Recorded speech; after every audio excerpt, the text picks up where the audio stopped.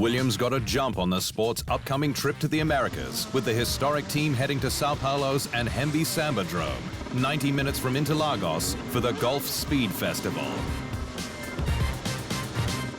Race driver Alex Albon wowed the crowds in last year's bolder-than-bold liveried FW45 that was raced in Singapore, Japan and Qatar. With the event a thrilling teaser of next month's Sao Paulo Grand Prix, the fourth under the Brazilian megacity's own banner. I attempted a couple of donuts. I definitely tipped a couple of barriers. It's a bit tight, a bit too tight for a Formula 1 car, especially these current generation Formula 1 cars, but I had a lot of fun in the process. Just very cool to be able to do an event like this with golf. Bringing the fans here in Brazil, giving them access to what we do is very special. So I hope they enjoyed it, and hopefully we do more in the future. Red Bull boss Christian Horner says he can't rule out further changes to the brand's two-team, four-man driver lineup for 2025, hinting that Sergio Perez must improve to retain his seat. Red Bull shook up its sister RB stable ahead of Aston, with Liam Lawson replacing Daniel Ricciardo in a brutal mid-season seat swap. But Horner told official podcast F1 Nation that performance across the final 6 races will determine its lineup for 2025 and beyond. Obviously, Checo finds his form and rediscovers the shape that he was in at the beginning of the year, and nothing changes. But as we know in this business, 2 weeks is long term.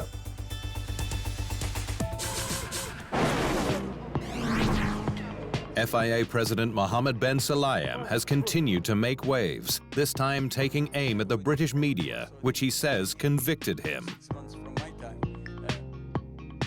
Ben Sulayem caused a storm in Singapore after he revealed that he had asked F1 to limit bad language over team radio during race broadcasts, as "we're not rappers." The response was explosive, with Red Bull's Max Verstappen refusing to speak in the press conferences after he was ordered to do work of public interest for swearing in reply, while Mercedes' Lewis Hamilton said there was a racial element to the president's words. But in the Marina Bay aftermath, Ben Sulayem said that while he respects Verstappen as a fellow driver and champion, the UAE native suggested that he's had far more mistreatment by the press. "I see he had his share, but let's talk about me. If you look at the British media and what they did to me, for God's sake, they convicted me," Ben Sulayem said.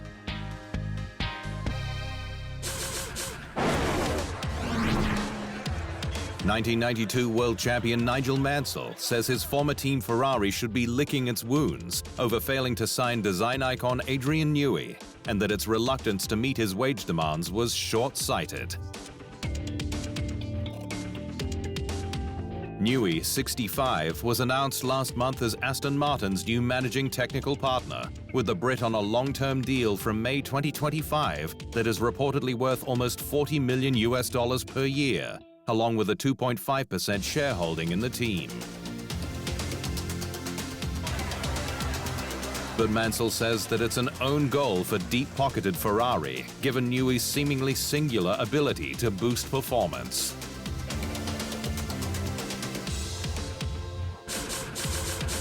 They lost an opportunity because whoever gets Adrian Newey is almost assured of having a fantastic few years, Mansell said. Ferrari instead recruited Loic Serra from Mercedes as its new chassis technical director, with its former TD Enrico Cardile heading to super team Aston Martin. Two-time world champion Fernando Alonso says that securing his third F1 crown with Aston Martin is his first and only priority at the moment. The Spaniard is the sport's oldest driver at 43 and leads the all-time list on starts with 395, but is still laser-focused on the pinnacle of motorsport, a commitment no doubt intensified on the back of Adrian Newey's recent signing to the Green Team as managing technical partner. But while speculation continues as to what Alonso might do post F1, including a fourth tilt at the Indy 500 for a shot at the Triple Crown, the 43-year-old says that train has likely gone. With Dakar his next focus, though only after he's done with F1. I'm very, very focused on Formula One now, Alonso said. For the next 2 or 3 years, I want to win the 3rd world title.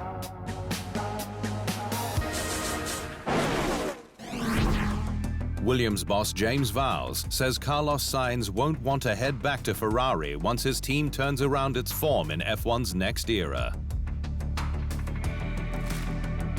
Sainz is set to join Williams from 2025, but admitted at Monza last month that he wouldn't rule out a return to the Scuderia. Vowles, though, told F1's official podcast Beyond the Grid that while he understood the comment, he hopes that he can ultimately change Sainz's mind with a competitive car in future. No, I'd say the same thing, but when we're beating Ferrari, I think he'd prefer to be here.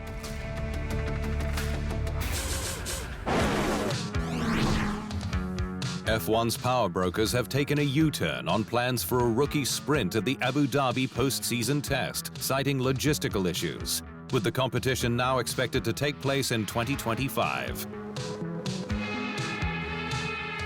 It was expected that the 10-car rookie sprint would be greenlit for the Tuesday following the Abu Dhabi Grand Prix.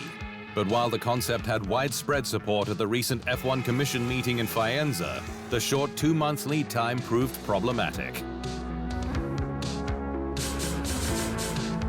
Discussions will continue to formulate a potential concept and plan for 2025, said the statement. However, the commission meeting held at RB's headquarters approved an increase in aerodynamic performance for 2026's cars.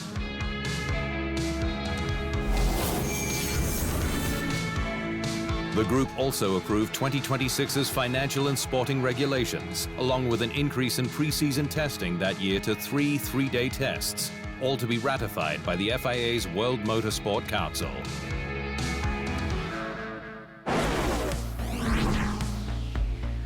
Incoming manufacturer Ford made headlines ahead of F1's return to the USA, with news that it's extended its partnership with Red Bull in F1 Academy into 2025. And also recruited American racer Chloe Chambers from rival Haas, with whom she's won a race and scored 2 additional podiums in the all-female series' debut season for 4th in the drivers' standings. Ford's announcement was made at the iconic Indianapolis Motor Speedway, where Chambers secured 2 top 10 finishes last weekend in the IMSA Ford Mustang Challenge. Of course, it's an amazing opportunity to be joining the Red Bull Ford Academy program in 2025. It's a big step in my career, and I'm excited to make the most out of it. Mercedes is hoping to return to winning ways in F1 2024's final 6 races, but its power unit is on top elsewhere, with the Mercedes 1 road car wiping yet another 5 seconds off its own production car lap record last month at the Nürburgring. The One, which features Brixworth's F1 power unit with its 1.6-litre turbo V6 engine and multiple energy recovery systems, first topped the Ring's timesheet in October 2022 in damp conditions.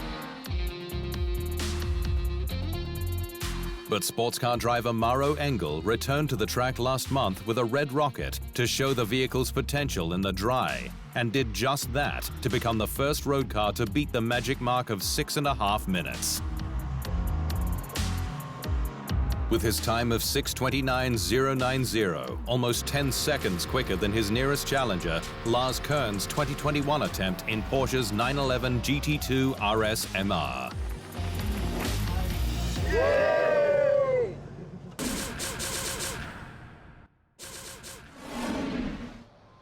Thanks for watching. To stay up to speed on all things Formula One, make sure you hit the subscribe button.